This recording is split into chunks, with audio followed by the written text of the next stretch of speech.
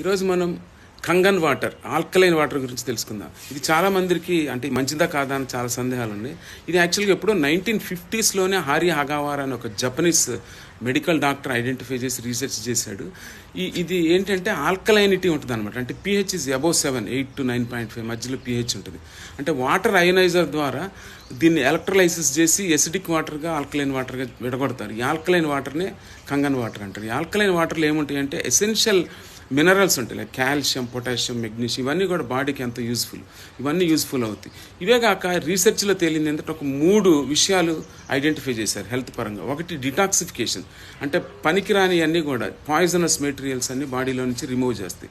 ఈ toxins remove చేయడం వలన స్కిన్ కానీ లేకపోతే స్లీప్ కానీ అలాగే వైటాలిటీ, డైజెషన్ అంతా కూడా చాలా బాగా ఉంటుంది అనమాట.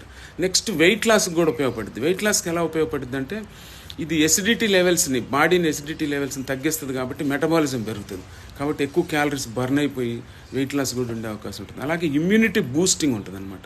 అంటే ఇమ్యూనిటీని బూస్ట్ చేయటం వల్ల, because of alkalinity, immunity Boost అవటం వల్ల చాలా ఇన్ఫెక్షన్స్ని మనం ప్రివెంట్ చేయొచ్చు, బ్యాక్టీరియల్, వైరల్, అలాగే క్యాన్సర్స్ని కూడా ప్రివెంట్ చేసే అవకాశం చాలా ఎక్కువగా ఉంటుంది. కాబట్టి this alkaline water is good.